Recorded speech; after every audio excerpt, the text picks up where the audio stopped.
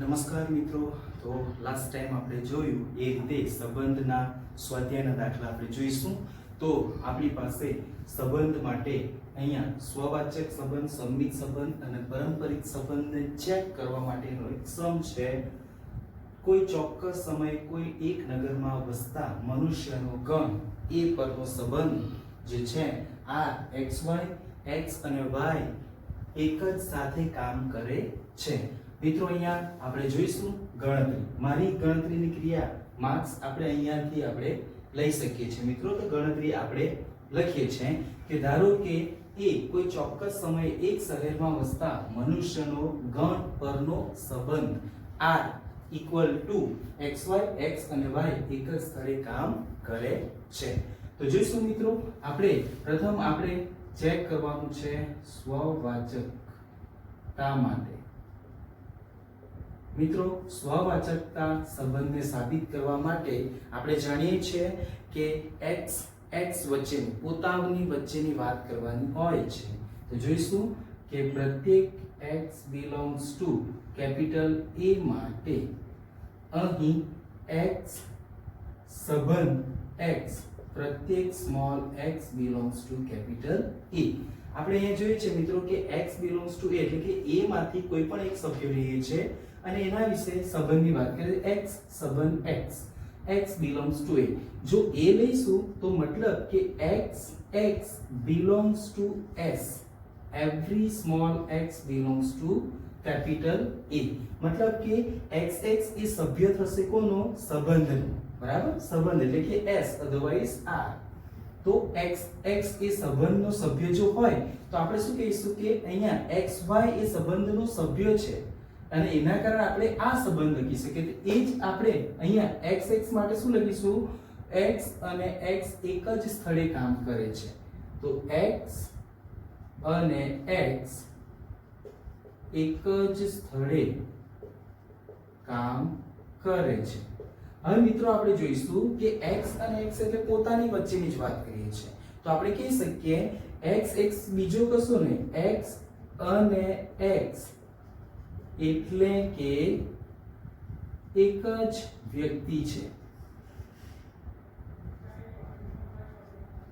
માટે આપણે કહી શકીએ કે હા, x એ પોતે કોઈ પણ એક જગ્યાએ કામ કરી શકે છે અને એ કોઈ પણ એક શહેરમાં હોઈ શકે છે. એટલે આપણે કહી શકીએ પ્રત્યેક x belongs to capital A માટે x belongs to S. every x belongs to capital A. માટે S એ સ્વવાચક સંબંધ છે. બરાબર છે મિત્રો? તો આ થયું આપણી પાસે સ્વવાચક સંબંધની વાત. હવે શું થશે? હવે આપણે એની માટે લઈશું સ્વવાચક અને ત્યારબાદ સંમિત સંબંધ માટે. તો સંમિત સંબંધ માટે આપણે લઈ શકીએ સંમિતતા માટે. મિત્રો, સંમિતતા માટે આપણે બે સભ્યોની વાત કરીએ છીએ. તો આપણે લઈશું કે ધારો કે પ્રત્યેક xy belongs to capital A માટે આપણે xy માંથી ગણ A માંથી આપણે બે સભ્યો લઈશું. તો અહીં x સંબંધ y પ્રત્યેક xy belongs to capital A. બરાબર છે? અને એના પરથી જો x સંબંધ y તો આપણે સાબિત કરવાનું ટાર્ગેટ રહેશે y સંબંધ x. બરાબર?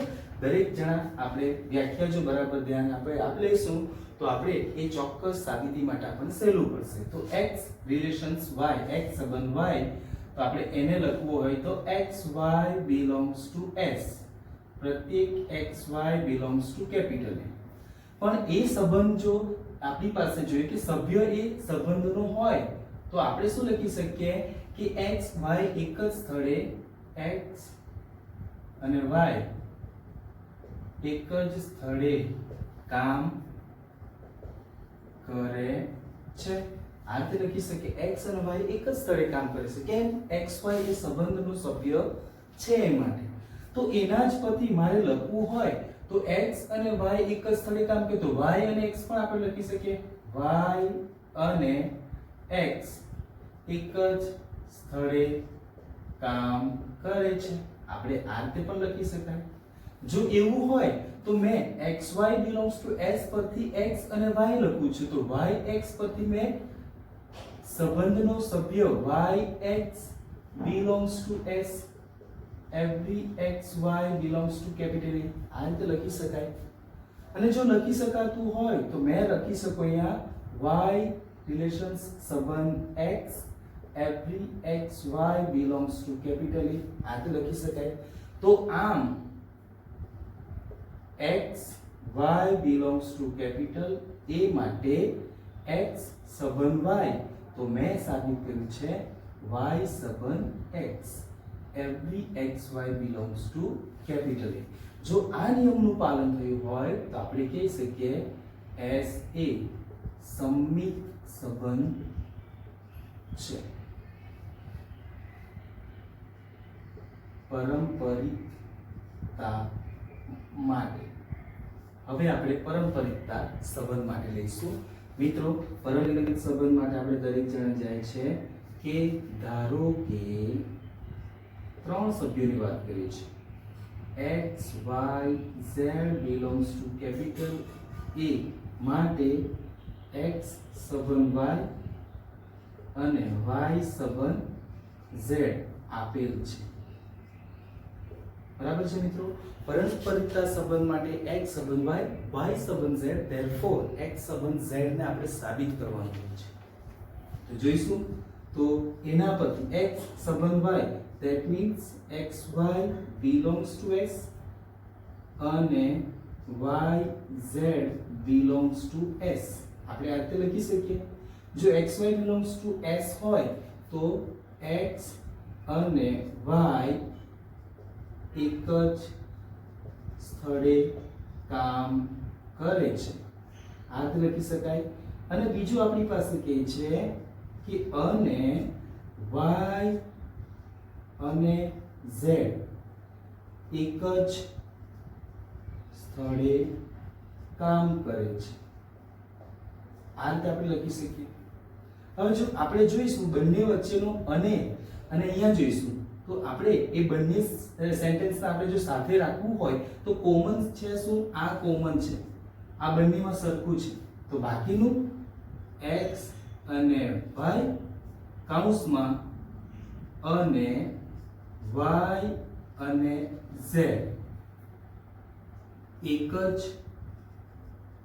સ્થળે કામ કરે છે આ તો લખી શકાય. હવે એના આધારે આપણે જોઈએ કે x અને y અને y અને z, તો આ જો આખું સેન્ટેન્સ ને આપણે બનાવીશું તો એક જ સ્થળે કામ કરે છે. તો એના પરથી મિત્રો આ સેન્ટેન્સમાં y તો કોમન દેખાય છે. જોઈશું x અને y, y અને y, y અને z, ધેટ મીન્સ કે x એ y સાથે એક જ સ્થળે કામ કરે છે, તો y એ z સાથે એક સ્થળે કામ કરે છે. તો આપણે કહી શકીએ કે આમ x અને z એક જ સ્થળે કામ કરે છે લખી શકાય. અને x અને z એક જ સ્થળે કામ કરી શકતા હોય તો એ રિલેશન તો આપણે કહી શકીએ x સંબંધ z. અને જો x સંબંધ z હોય તો આપણે કહી શકીએ x સંબંધ z, that means x z belongs to s. અને એના પરથી આપણે શું કહી શકીએ કે આમ પ્રત્યેક x y z belongs to s માટે x સંબંધ y અને y સંબંધ z goes to x સંબંધ z માટે s એ પારંપરિક સંબંધ છે. હવે જોઈશું મિત્રો, સ્વવાચક પણ છે, સંમિત પણ છે અને પારંપરિક છે. એટલે આપણે કહી શકીએ માટે s એ સામ્ય સંબંધ છે. બરાબર છે મિત્રો, થેન્ક યુ. આગળનો સમ આપણે લઈશું સ્વાધ્યાયનો જ સમ ત્રીજો દાખલો. તો ધારો કે ગણ A 1 2 3 4 5 6 પરનો સંબંધ r ની જગ્યાએ તમે કેપિટલ S પણ લઈ શકો છો. તો r equal to in bracket AB જ્યાં B equal to A plus 1 અને AB બિલોંગ્સ ટુ A. મિત્રો અહીંયા આપણે જોવાનું છે કે ગણ A પરનો સંબંધ. તો આપણે અહીંયા ગણતરી આપણે લઈશું. ગણતરી આપણે અહીંયાથી લઈ લઈશું સ્ટાર્ટ.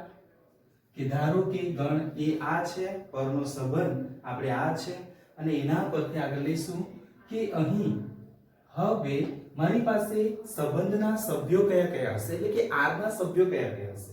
જો એ ચેક કરવું હોય તો આપણે કહી શકીએ, પહેલા આપણે લઈશું કે સંબંધ આપણો કયો છે, અહીંયા A પરનો સંબંધ છે. તો એના માટે A પરનો એટલે that means A cross A ની તમે વાત કરો છો. A ક્રોસ A એટલે કે મારી પાસે અહીંયા 1 2 3 4 5 6 મલ્ટીપ્લાય બીજો A 1 2 3 4 5 6 એની વાત કરું છું મિત્રો. અને જો એની વાત થતી હોય તો એના સભ્યો ક્રોસ મલ્ટીપ્લિકેશન આપણે જાણીએ છે 1 1 1 2 1 3 1 4 1 5 1 6 આ રીતે આપણે લખી શકીએ છીએ. જો એ જ રીતે આગળ વધવું હોય તો 2 2 પણ લઈ શકાય, 2 3 પણ લઈ શકાય, 2 4 પણ લઈ શકાય, અને 2 5 2 6 પણ લઈ શકાય. તો એ રીતે ડોટ લાઈન જો લઈએ તો છેલ્લો આપણે 6 1 that means 6 1 6 2 6 3 dot dot dot છેલ્લો 6 6 આ રીતે આપણે મિત્રો એને લખી શકીએ છીએ. કહેવાનું તાત્પર્ય શું છે કે A પરનો સંબંધ એટલે કે A ક્રોસ A. હવે એના ઉપરનો સંબંધ શું કહે છે, A પરનો that means A cross A. હવે એના પરથી પરનો સંબંધ R, તો R ના સભ્યો કયા છે, તો R ના સભ્યો આપણને શું કહે છે કે AB જ્યાં B equal to A plus 1 and every AB belongs to capital A. તો એના પરથી હું લઉં છું કે અહીં મારી પાસે રૂલ્સ અનુસાર B equal to A plus 1. તો B equal to એટલે B આ છે અને A આ છે, તો મેં લઉં છું B minus A equal to 1 થાય. એને જો એ બાજુ લાવીશું તો B minus A. તો B minus A એટલે કોણ, આ B minus A. B માંથી A ને બાદ કરો તો જવાબ 1 આવે. એવા આમાંથી સભ્યો આપણે શોધવાના છે. જો આમાંથી સભ્યો શોધીએ તો મારી પાસે અહીંયા પહેલો સભ્ય મળે છે 1 2 1 2 એટલે કે મારી પાસે આ A છે અને આ B છે, તો 2 minus 1. જો 2 minus 1 કરીશું તો 1 આવશે. તો મિત્રો એના આધારે આપણે કહી શકીએ કે R ના સભ્યો કયા છે, તો પહેલો મારી પાસે મળશે 1 2. બરાબર છે મિત્રો. એ જ રીતે 1 3 લઈ ના શકાય, 3 minus 1 તો 2 આન્સર આવે. મને 2 નથી જોઈતો, મને 1 જોઈએ છે. તો એના જ પરથી બીજો આપણને મળશે 2 3 2 3. એ જ રીતે 3 4, એ જ રીતે 4 5, એ જ રીતે 5 6. આના સિવાય કોઈ મિત્રો આપણને સભ્યો મળવાના નથી. તો આ રીતે સંબંધના સભ્યો આપણી પાસે આ થયા મિત્રો. 1 2 2 3 3 4 4 5 અને 5 6.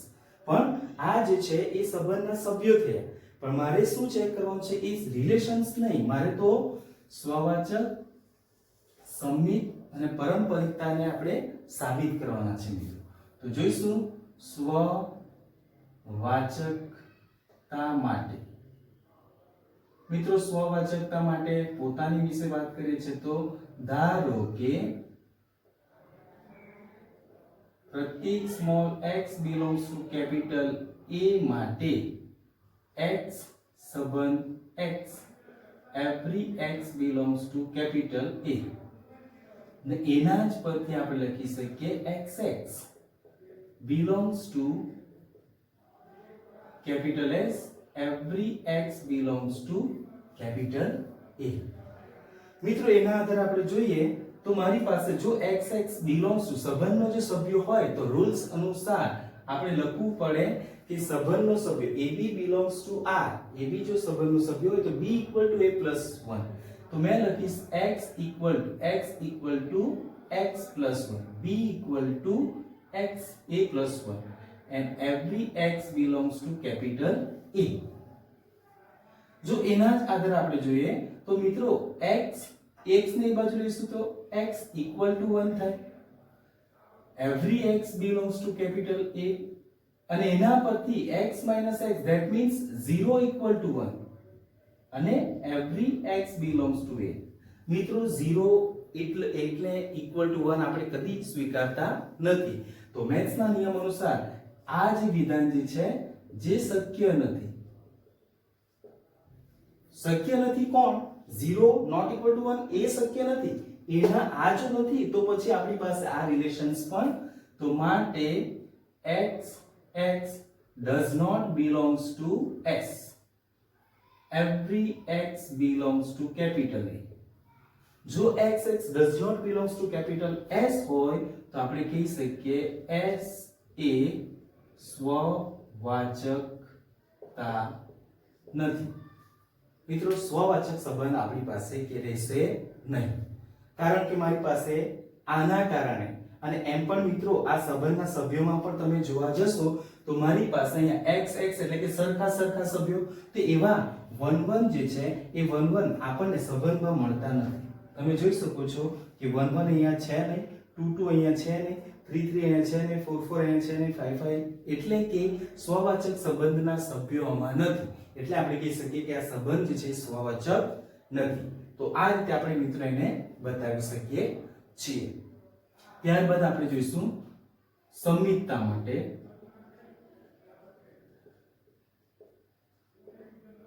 સંમિતતા માટે આપણે બે સભ્યો લેવાના છે. પ્રત્યેક ધારો કે પ્રત્યેક xy belongs to capital S માટે x સંબંધ y બરાબર છે મિત્રો. x સંબંધ y every xy belongs to capital S. પણ જો x સંબંધ y હોય તો આપણે x y belongs to S લખી શકીએ. મિત્રો મારું ટાર્ગેટ છે xy belongs to S, તો મારે લાવવાનું છે yx belongs to S એટલે કે સમિતતા આપણે સાબિત કરી શકીએ છીએ. તો એના પરથી x y relations belongs to S that means કે સંબંધનો સભ્ય થયો. જો સંબંધનો સભ્ય xy હોય તો એના પરથી ab જો સંબંધનો સભ્ય હોય તો આવું લખાતું હોય, તો પછી એના પરથી y equal to x plus 1 every xy belongs to S કારણ કે સંબંધનો સભ્ય છે. તો b equal to a plus 1, b અને a ની જગ્યાએ આપણી પાસે x અને y છે. ઓકે, તો એના જ પરથી આપણે લઈએ કે y minus x equal to 1. હવે y minus x equal to 1 every xy belongs to S. મારો ટાર્ગેટ છે લાવવાનો છે મિત્રો કે yx belongs to S. હવે જોઈએ xy belongs to S that means કે y equal to x plus 1 લખાય. જો આવું લખાતું હોય તો એના પરથી x ને એ બાજુ લીધા છે, પણ મારો ટાર્ગેટ છે કે મારે yx લાવવાનો છે. તો જોઈશું મિત્રો બંને સાઈડ પર મેં માઈનસ નો ગુણાકાર કરું છું. બરાબર છે મિત્રો. હવે માઈનસ નો ગુણાકાર કરીએ તો માઈનસ ને જો અંદર લઈએ શું તો આપણને -y માઈનસ પ્લસ એટલે મેં લખું છું x minus y equal to -1. બરાબર છે મિત્રો. x minus y equal to -1, પણ -1 એ નથી આપણી પાસે +1. that means કે આપણે x minus y not equal to 1 લખી શકીએ. જો આવું હોય તો એના પરથી x y ને પેલી બાજુ લઈશું તો not equal to 1 plus y otherwise y plus 1 લખી શકીએ.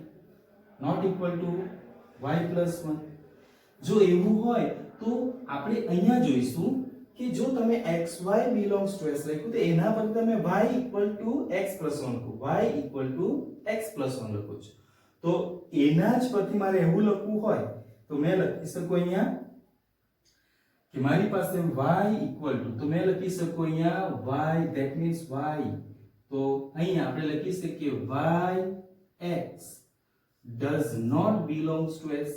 does not કારણ કે આ ઇક્વલ છે xy belongs to s, એના કારણે આપણે y equal to x plus 1 અને ઇક્વલ રાખ્યું છે. પણ મારી પાસે અહીંયા not equal to that means કે આપણે y x does not belongs to s. તો મને એનાથી મિત્રો સાબિત શું થાય છે? સાબિતી મિત્રો અહીંયા શું થાય છે કે y x does not belongs to s, that means xy belongs to capital A. તો એના પરથી મેં એમ કહી શકું કે આમ પ્રત્યેક xy belongs to capital A માટે x y belongs to s. તો આપણે સાબિત કર્યું છે yx does not belongs to s.